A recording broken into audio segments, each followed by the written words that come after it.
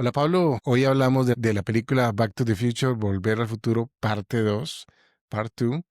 Y la pregunta cuando uno ve esta película es, ¿dónde están mis carros voladores? Esto pasó hace 10 años supuestamente. ¿Dónde están los hologramas y dónde están las hoverboards? Bueno, los hologramas están empezando a llegar, ya empiezan a hacer giras con artistas muertos que van poniendo los hologramas, o sea que no estamos muy lejos y van a ser de mejor calidad que el de Tiburón, que el de Jaws en esa película. Pero estoy de acuerdo con vos, Sebas, me hacen falta los carros voladores, los hoverboards, la chaqueta que se encoge automáticamente y se seca también. Hay un montón de cosas que eran tan bacanas de esta película que uno se esperaba para el 2015 que no aparecieron.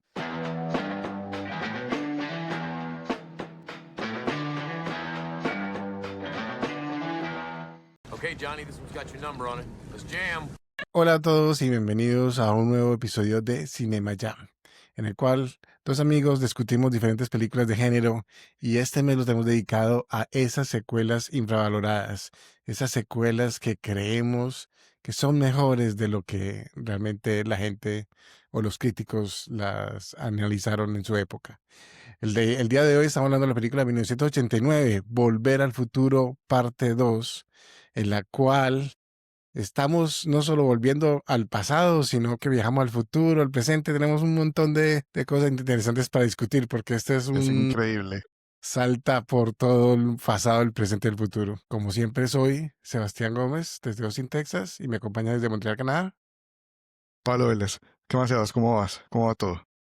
Muy bien, por aquí acabamos de pasar Thanksgiving, entonces tenemos que empezar a rebajar otra vez de los kilitos. Pero bueno, queremos recordarles a nuestros oyentes que por favor se suscriban y compartan el podcast. Queremos que hagan parte de la comunidad, que nos escriban comentarios y en los comentarios nosotros siempre estamos respondiéndolos. También nos pueden buscar en las redes sociales favoritas como Facebook, YouTube y Instagram y siempre nos pueden buscar como Cinema Jam Pod.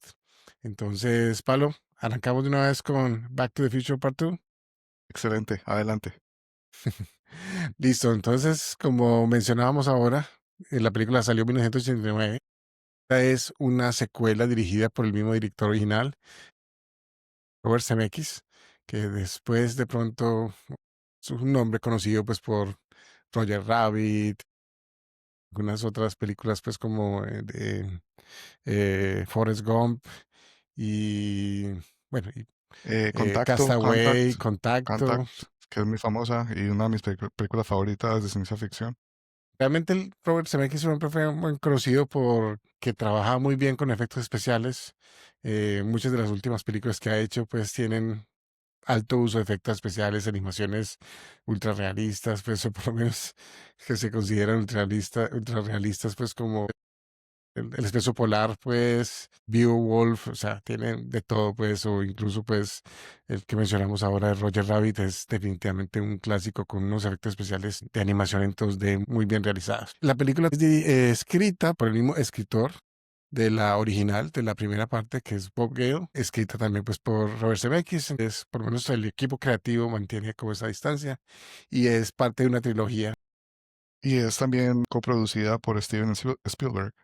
Correcto, sí, es parte del grupo de Amblin, que fue un grupo creativo que hizo un montón de películas en los 80, pues muy reconocidas, pues, y este fue un gran éxito de taquilla, pues, la primera y la segunda. De pronto creo que la tercera no fue tan exitosa, pero bueno, igual ahí podemos mencionarla un poquitico. Eh, voy a mencionar otra. Ah, bueno, sí, bueno, como mencionaba ahora, esta hace parte de una trilogía, pues, con la cual es la primera decía To Be Continued, la segunda, esta termina con To Be Concluded, y en la tercera parte, pues, ya sí es The End, y la trilogía, pues, básicamente fue lo que hizo que salió un año después que esta película, porque se filmaron al mismo tiempo las dos, entonces también es interesante de pronto hablar un poquitico de eso. Si quieres, leemos la sinopsis y arrancamos de una vez. Adelante. Sinopsis de IMDb dice: después de visitar el 2015, Marty McFly debe repetir su visita a 1955 para evitar cambios desastrosos en 1985 sin interferir con su primer viaje. You've got to come back with me. Where? Back to the future. Are we back? We're back.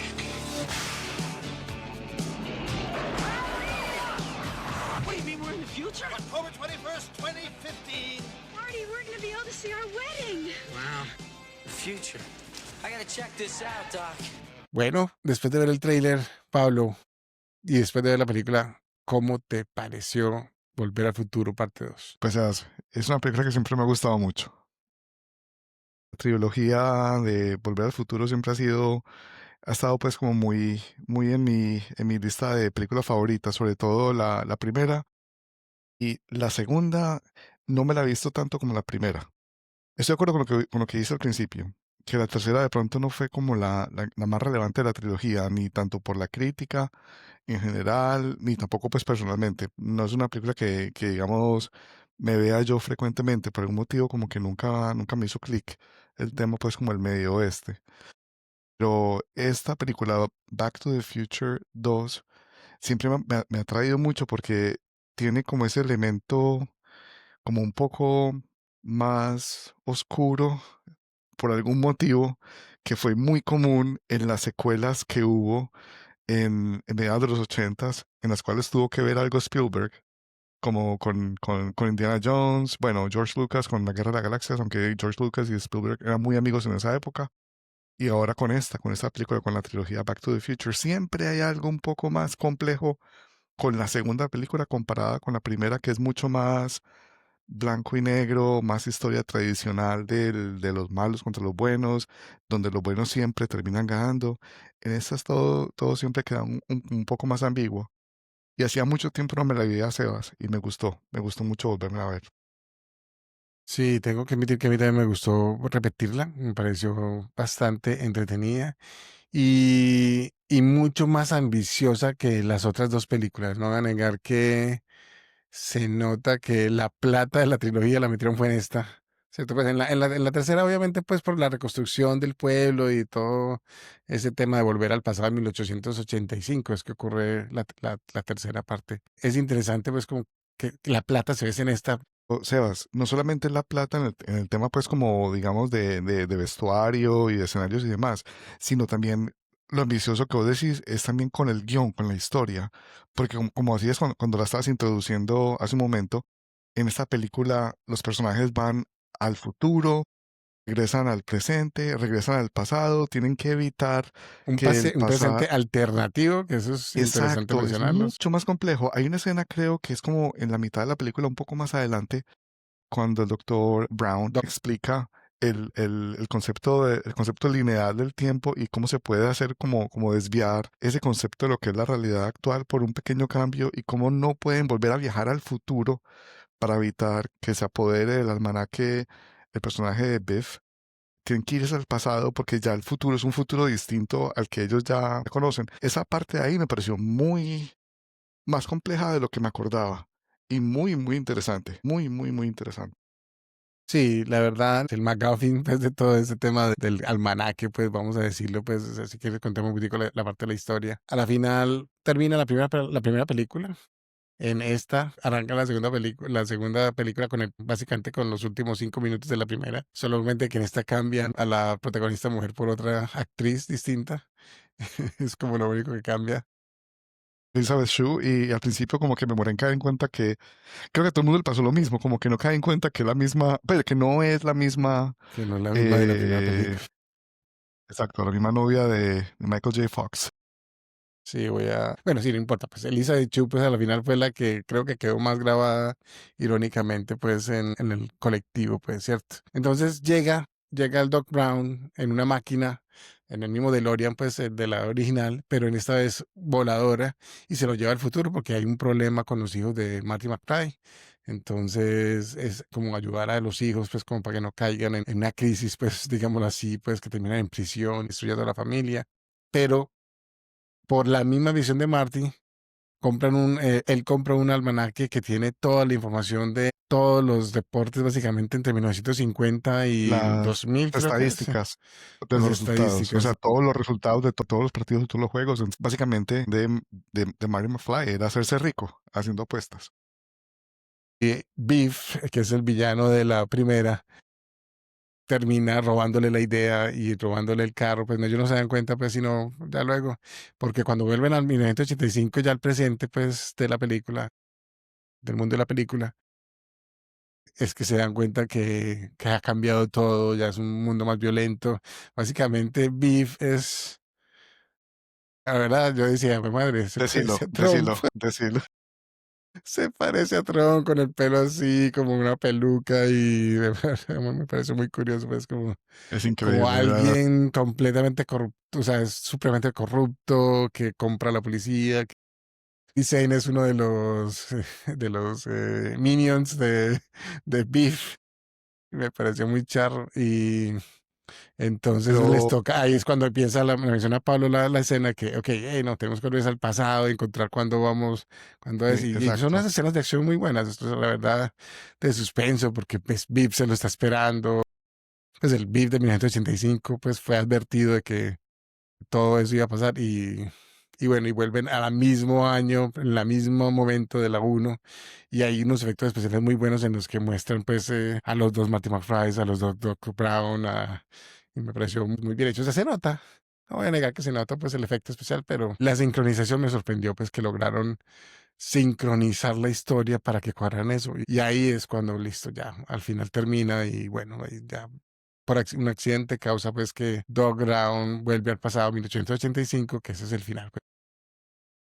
exacto. O sea, no, lo que te quiero decir ahora era que exactamente las escenas en las cuales están de regreso al presente, pero el presente que cambió porque Biff, el viejo del futuro, se robó el Se volvió uno almanaque. de los, sí, uno de los hombres más ricos de Estados Unidos, sí. Exacto. Esas escenas tienen una vibra, tienen como una cosa que siempre me sorprendió mucho. O sea, no sé si vos sentís lo mismo. Como que es el momento más oscuro de una película que es básicamente una comedia, porque Back to the Future es eso, es una comedia de ciencia ficción. Pero Sí, mira que en esas escenas hay un montón de violencia. Biff, inclusive en una escena, golpea a la mamá de Marty McFly. Se ve como toda la dominación que tiene sobre ella, como la amenaza. Y son momentos en los cuales inclusive se ve a Michael J. Fox actuando de una forma muy dramática. No sé si te diste cuenta. sí, mucho más, Yo, la verdad es que sí, no conozco. nunca lo vemos así el resto de las Exacto, películas. exacto. Todos los roles que tengo en mi cabeza de Michael J. Fox, todos son de comedia y el chico, pues, este guapo que siempre, pues, encuentra cómo salir adelante, pero en esos momentos son escenas muy pesadas, la verdad. Y me sorprendió mucho al volverlo a ver para el podcast, como caer en cuenta de todas esas cosas. Y por eso se me había quedado en la cabeza lo del tema del oscuro que era esta secuela. Sí. Y de pronto como para que la gente que le gusta la comedia o algo así, pero como se imagine en ese mundo de 1985 que mencionamos, pues de pronto los que no hayan visto la película, es el mundo de Idiocracy, ¿cierto? Donde mejor dicho, han destruido la biblioteca, han destruido la escuela, lo que son bandas, o sea, la gente con poder se ha encargado básicamente de que la gente no se eduque, ni estudie, ni piense, y simplemente como lo más bajo de la sociedad es lo que están en control. Entonces, es como ese Algún mundo de día, Idiocracy, sí. algún día haremos hacer un podcast con películas de distopia de diferentes géneros y iremos poner a Idiocracy en una de esas. Definitivamente, ese es uno bueno para discutir, pues el comentario del Gatorade en esa película siempre me ha parecido genial. Y sabes que, Sebas, también me di cuenta que en esta, bueno, en esta ocasión que me vi la película para el podcast y la cantidad de cameos que hay, como de cameos que hay que no me había dado cuenta. Por ejemplo, no me he dado cuenta que Elijah Wood era el niño que estaba en el arcade cuando entra Michael J. Fox a reemplazar a su hijo, que era básicamente lo que estaban intentando desde el principio, evitar que su hijo entrara como en un mal negocio con el descendiente de Biff. Y en ese momento, mientras esperaba que llegara Biff, estaban jugando, creo que un juego de arcade, y ahí Sí, estaba Elijah Wood. Yo lo vi, yo como que, esa cara y esos ojos me suenan como conocidos. Y lo busqué en IMDb y efectivamente. Y el sí, segundo cameo que me encantó, creo que el hijo bueno, o el nieto de Biff es, creo que Griff, ¿cierto? Todos los nombres son como parecidos. Griff, todos son iguales. Y el segundo cameo, Sebas, que me gustó mucho, no sé si también te diste cuenta, ahí está Flea de los Red Hot Chili Peppers. Ese es uno de los secuales de Griff, No, ¿cierto? es el colega de Michael J. Fox, desde el trabajo que Es Needles. Needles, exacto. Yo No lo vi, había caído en cuenta. yo vi los dientes partidos y yo, esos dientes me suenan conocidos. Cuando le vi la cara, no, tiene que ser Flea. Entonces, y lo busqué y Y efectivamente es ese. efectivamente ve. Y ahorita me acabo de ver la parte 3 y también salía ahí Needles, pues, porque es de la misma generación de Marty McFly y no había caído en cuenta, claro, es Needles, uno lo reconoce por los dientes abiertos. Claro, Es Flea de Red es Hot Chili curioso. Peppers, Ah, efectivamente. no, excelente. Ese es uno chévere. Igual el Elijah Wood no era famoso en esa época, entonces simplemente es como una de las primeras películas que hizo, pues aparece como Video Game Boys ahí en ese momento. Tal cual. No, es excelente, pues incluso pues el cameo de Joss es también muy divertido. En el futuro hay un holograma de Joss. ¿Cuál fue? ¿Joss qué? Como Joss, Jaws 19, creo, algo algo así. así, ¿cierto? Sí, súper. Iba a decir como 20 o algo así, pero sí. ¿Hay algún momento que quieras como resaltar de la película? Yo sé que una de las cosas que juegan mucho con la película, particularmente esta y la uno, es que repiten como escenas, ¿no? Pues como en la primera hay una escena de la persecución en la cual él coge una skateboard, pues básicamente, o pues un coso con ruedas y lo empiezan a perseguir por el parque y se chocan contra un carro en esa ocasión. Esta ocurre lo mismo, pero con la hoverboard, pues, y se terminan chocando contra la courthouse. En este caso, también en la escena de baile, pues como tienen como escenas similares muy conectadas. Las personas que se ven la parte uno y que se acuerdan la parte uno tienen mucho como para apreciar, pues como muchos easter eggs de la parte uno, pues cierto. En algunos casos puede ser hasta medio molesto, pero igual pues vale la pena, pues porque son algunos muy divertidos. No sé si hay alguno de esos que te acuerdes que te llame la atención. Es la explicación de lo del viaje del tiempo que hace Doc Brown en la mitad de la película, cuando, en el tablero, cuando explica lo de las diferentes realidades alternativas, de cómo no pueden volver al futuro a arreglar las cosas. Esa parte siempre me ha encantado porque es una forma muy sencilla de explicar algo muy complejo. Algo Sí. pues que hipotéticamente en teorías es bastante complejo. Y la otra cosa, Sebas, es que a mí siempre me ha encantado, siempre, desde la primera película me ha encantado Johnny B. Good, que ha sido el tema de este mes, por lo que Definitivamente veo. estaba pensando ayer cuando estaba viendo que, ¿verdad? Yo no digo que Ahí están, lo discutimos no en esta, sino en Cinema Jam versus el otro podcast en que estábamos hablando de Threads, la exacto, película del apocalipsis. exacto, que Threads es una película de un ataque nuclear donde utilizan esta canción, perdón, de Johnny B. Good, pues en un contexto mucho más macabro. En esta sigue siendo extremadamente, no sé, me encanta. Yo creo que sabes que una de las razones por las que yo quise aprender a tocar guitarra fue porque me vi esta película y vi cómo tocaba Michael J. Fox y alguna vez quise hacer lo mismo. En fin, Yo creo que también en mi caso pudo haber sido parecido, yo pues creo que mucha gente de nuestra generación pensó en coger la guitarra porque le pareció así, demasiado bacano, bacano así como porque aprendimos karate también por Karate Kid. para tocar Karate Kid, efectivamente. Sí, aunque lo de aprender karate es como un poco más relativo, pero bueno. Sí, Pero no, me encanta siempre como ver diferentes como tomas y diferentes momentos de ese concierto, bueno, de ese performance pues que hace de la canción, me encanta. Aquí nos dieron pues unas buenas escenas de eso y me parece que está súper bien. sí. De las partes negativas, ¿hay algo que quieras resaltar?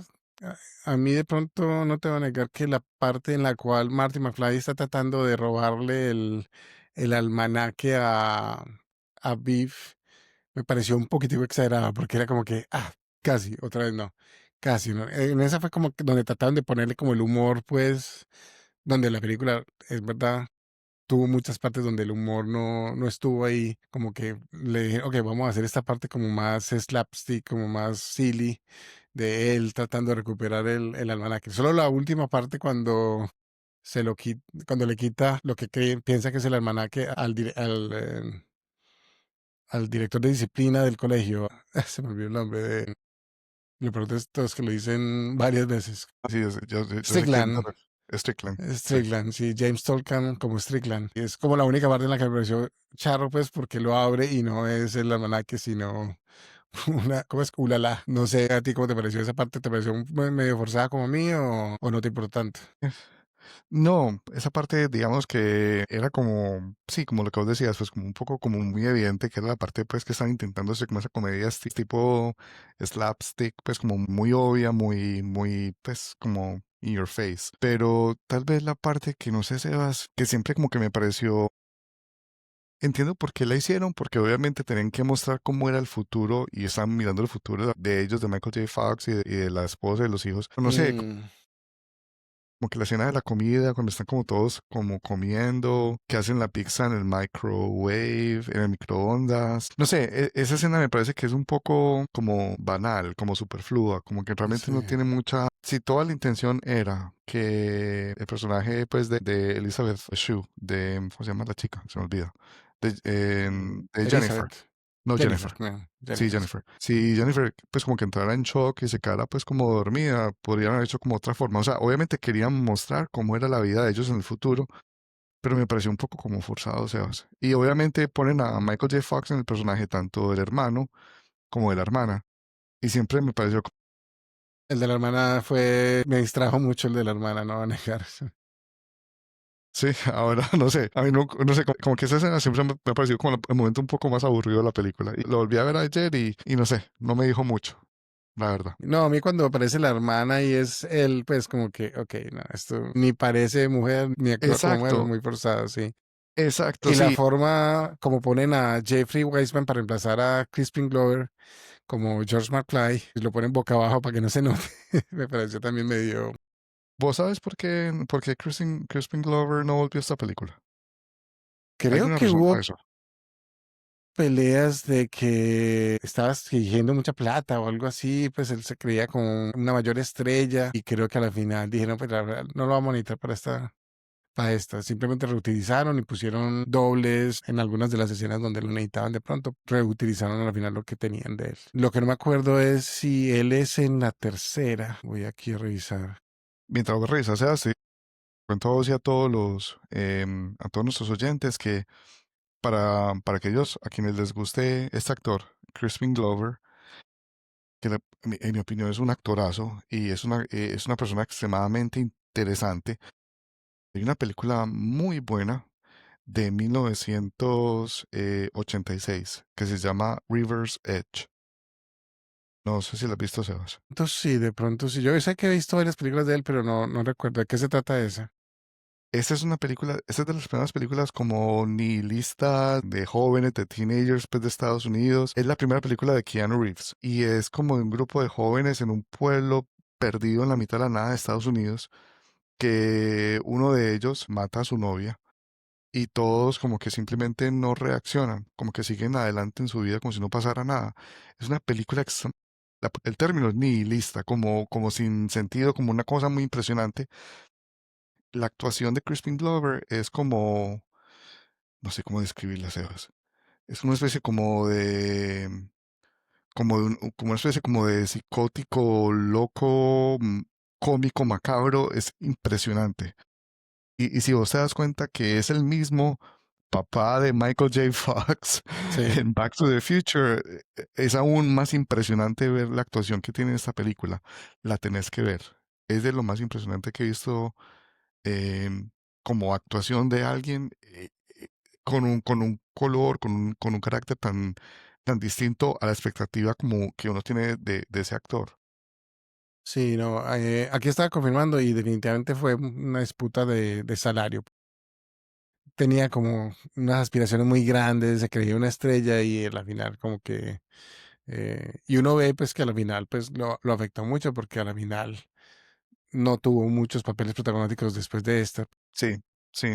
Lo cual es muy Y él era tan lamentable. importante como Lo cual es muy eh, lamentable. Y yo insisto, o sea, y a nuestros oyentes, tienen que ver esta película, River's Edge, como el filo del río, el borde del río. Está en Tubi, pues con una plataforma pues, de contenido gratis. Y la verdad, muy recomendada. Es una película muy extraña, pero la actuación de él es muy buena. un actor medio conflictivo, pues por lo que tengo entendido. Eh, Bueno, no, de resto, creo que hemos hablado un poquitico de la música, pues por lo menos la banda sonora, la música, el score, pues como tal, es también muy bueno, pues es también muy clásico, creo que tiene muy buena música. La producción, ya mencionamos también, completamente distintivas, pues uno nunca se confunde en qué tiempo está. La producción es excelente. Creo que Michael J. Fox, a pesar de todo, un actor decente, tiene que no es, digamos así, el mejor actor histórico. De pronto solo esa parte de 1985 que mencionabas ahora es donde la que tiene que reaccionar y tiene que ser como más convincente de convencer a Biff de que le revele todos los secretos. Pero pues como actor cómico siempre me pareció que fue muy decente y yo creo que esta es una de las mejores pues porque tiene solo esa de la mujer es como la única en la cual no cuadra, pues la hija de Marty McFly. Pero, o sea, no sé, hay algo que te quería pues como preguntar y como comentar sobre eso. Me parece que aunque en lo que en las escenas pues que te dije la mitad, cuando estaba pues con Viv, en la parte pues como más oscura, que él hace una parte más dramática, cuando se entera pues que el papá fue asesinado por Viv y Asesinato. toda la cosa, exacto, y todo lo que pasa pues con la mamá. Esa parte ahí es cuando él brilla más en la película Michael J. Fox, cuando como que realmente se despierta. Yo tengo la sensación, Sebas, es mucho más interesante la actuación de él y como soporte a la comedia y al dinamismo de la película en la primera, mucho Sí. más que en la segunda. Al principio es como que él va como, no sé, como through the motions, pues como que simplemente como que se deja llevar, como que no está aportando como mucho. Las escenas al principio con Elizabeth Shue, cuando lo recogen en el DeLorean, cuando inclusive llegan al futuro, como que todo es como que whatever you say, Doc, pues como que es todo, no sé, de pronto es el guión también, pero como no influye tanto como en la primera que es muy natural. No sé si vos sentiste un poco eso. Yo sí siento eso. Yo la verdad no siento ese, porque también está como recordando a la escena al principio, en la primera parte, en la primera película, cuando llega al pueblo y empieza a curiosear, no sabe cómo abrir una Coca-Cola, pues en la primera película. Este también ocurren escenas muy similares, como repitiendo los mismos, va on the motion, pero no se siente como la misma energía que tenía en la primera. Estoy completamente de acuerdo. Sí, no siente mi Excepto energía. en esa segunda parte, a pesar de que es muy slapstick, pues al final, cuando está tratando de recuperar el libro, es como donde ya como que tiene más energía, no sé qué pasa, Cuando vuelve al pasado, cuando cuando vuelve al pasado, sí, es como, no sé si de pronto es que había mucho green screen y muchos efectos fueron después de postproducción y no necesariamente en filmación. Entonces, de pronto le tocaba ver simplemente, oh, mostrar como la cara de sorpresa y no reaccionar, pues de pronto pudo ser eso. Y en esa puede época haber sido eso. las Sí, películas no tenían tantos efectos especiales, pues o sea, esta es una de las películas con más efectos especiales, yo creo que de 1989, pues no se me ocurre así como muchas con más. Todavía no ha salido Terminator, pues Terminator 2 no ha salido. Sí, la verdad de pronto pudo haber sido eso. Y en el pasado sí, de pronto reacciona mejor con todo lo que está pasando y con toda la gente. Y no sé, es un buen punto. Y tengo que admitir, las actuaciones de los los cuatro papeles de los McFly que hace en el futuro nunca me convencieron tampoco. Ni como viejo, ni como Marty McFly Jr., ni como la muchacha. Pero los tres papeles que hace ahí en el futuro. completamente de acuerdo. Pero bueno, igual es interesante. La película a la final, aquí estoy viendo en Rotten Tomatoes, estuvo 63% en Rotten Tomatoes, que bueno, a la final técnicamente todavía es fresh, pero no es, o sea, 63 tiende a ser bajito, pues. Y en Ujú. el del público en general es 86%, o sea que igual, por lo menos la gente como que todavía le gusta la película. Comparado La uno. con la primera que tiene, ya te voy a decir, 93%. Es que la primera es un clásico, fue una película pues que irrumpió y cambió completamente pues con la visión que uno tenía de películas sobre viaje en el tiempo. Y el guión de Back to the Future 1, la gente lo usa mucho como un muy buen ejemplo desde que todo lo que pasa están sembrando de lo que va a pasar en el futuro. Bueno, o sea, es un guión pues de ejemplo también para estudiantes, de pronto por eso también. Te voy a contar, Back to the Future parte 3 tiene un 79% de críticos, o sea que como críticos les gustó más, pero el popcometer, que es el público La general, gente, 78. O sea que antes al público general le gustó menos parte 3 que parte 2, pero a los críticos les gustó más parte 3 que parte 2. O sea que siempre se ve el balanceo. yo creo, o sea, después que, no sé, tengo en mi cabeza que la tercera, yo creo que me la alcancé a ver en cine. Y creo que yo estaba como muy emocionado porque me quería ver la tercera para ver en qué pasaba, pues en qué terminaba la historia de Volver al Futuro, ¿sí o no? Y me acuerdo mucho que, pues como la decepción, como que no sé, es que tal vez el tema de volver al viejo oeste, no sé, se pierde como todo lo divertido de lo que pasaba en la época como de los 50, el tema de los papás, el colegio, el concierto, como que de repente se fue como una cosa como de vaqueros, no sé, Sí, es un no sé, elemento no sé. interesante. Ahorita la estoy mirando ahí con mis hijos. Mi hijo chiquito le gustó mucho, de verdad se mantuvo entretenido. Este tema de vaqueros pues bueno, en este caso los indios que salen son muy poquitos, pero de vaqueros pues siempre tiene como ese atractivo para los jóvenes. La verdad es entretenida, no te voy a negar que tiene buen humor, buen humor, buena acción, pero es menos evocativa que la parte 2, pues, que va al futuro y que tiene ese presente alternativo. Esas cosas fueron mucho más interesantes en la parte 2, pero la historia como tal se desenvuelve probablemente mejor en la parte 3. Pero es que la cosa se hace es que la parte uno y bueno, en menor medida la parte 2 pero sobre todo la primera película, tocan un tema pues que es como la fantasía de todos los niños, que es como cómo poder viajar en el tiempo, hacer algún cambio para que los papás sean más cool y uno tenga pues como una vida más cool, ¿sí me entiendes? Sí, o descubrir cómo eran de verdad los papás de uno en el pasado, ¿cierto? Como que, ok, Pero, o sea, confiesa, y tú pueden también ser, tomabas, etcétera. puede ser, y no, pero también está pues como el tema, por ejemplo, de algo como tan banal como Marty McFly quería esa camioneta tan bacana, que toda la que hicimos en los 80 pues como pickup que tenía, y como ese pequeño cambio supuestamente que hacía en el pasado, hacía que él pudiera tener ese carro. O sea, es una fantasía, pues obviamente de niño pues súper inocente, pero de pronto por eso fue como que pues como que caló tanto. La segunda tiene ya elementos mucho más serios por todo eso, lo del viaje en el tiempo, del pasado, futuro, presente, para arreglar cosas más de adultos y toda la parte pues de la mitad que es muy oscura. Pero ya la tercera pues como que pierde todo eso, como que suelta todo eso y se vuelve como una historia hasta donde me acuerdo yo como un poco más como del lado de Doc Brown, ¿cierto? Realmente, irónicamente, la tercera es supremamente importante porque se nota la conexión de cómo construyeron la parte 2 y la parte 3, ¿cierto? Porque en la parte 2 y la parte 3 incluyen un elemento que creo que no lo mencionan en la primera, la verdad no recuerdo si lo mencionan, que Marty McFly siempre reacciona muy negativamente cuando alguien lo llama gallina o yellow, o pues le dicen como cobarde.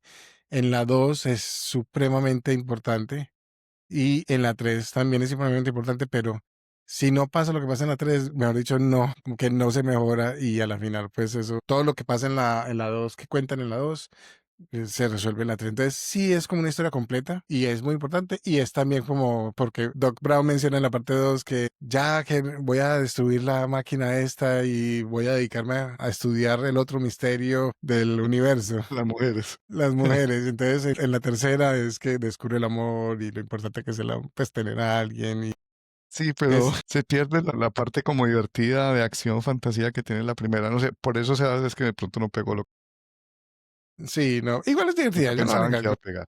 Hoy que me la vi otra vez, la 3 me entretuve mucho pues viéndola y no me pareció tan mala como tenía esa memoria de antes. Pues sí, no voy a negar que en su momento era tan distinta a la 2 o a la primera.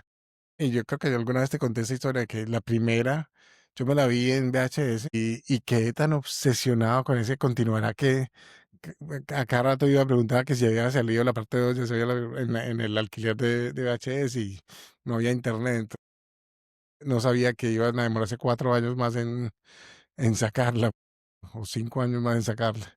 Excelente. Siempre, sí, yo creo que tenía loco al tipo del alquiler de El tipo películas. de que le Sí, pero Betadino bueno. Río Claro, algo así, ¿o no? No me acuerdo, era en la Villa La Burra, pero no me acuerdo en este momento el nombre. Bueno, Pablo, yo creo que, bueno, hagamos las tres preguntas. ¿Te gustó? ¿Te la volverías a ver? ¿La recomendarías? Las tres cosas. Me gustó, la recomiendo y me la volveré a ver. Creo que me veré primero la primera con mi hijo y luego iré a esta como ese siguiente escalón porque me parece súper buena. Pero sí, a las tres preguntas, 100% de acuerdo. ¿Y vos? También, definitivamente también. Bueno, yo ya me había visto la primera con mis hijos, entonces ya sabía que les había gustado y esta semana creo que también tuvieron la oportunidad de verme o no, ya nos habíamos visto la segunda también, no habíamos visto la primera y la segunda, la tercera es la que no se habían visto porque no les llamaba atención y mi hijo se sentó conmigo a verla cuando la estaba viendo y se quedó un hook y hoy la terminó de ver conmigo porque dijo, no, me la quiero terminar de ver porque le faltó como la última partecita ayer y yo, ok, listo, bueno, veámosla. Entonces sí, pasó la prueba de los 8 años, te lo cuento. Excelente. La 2 y la 3.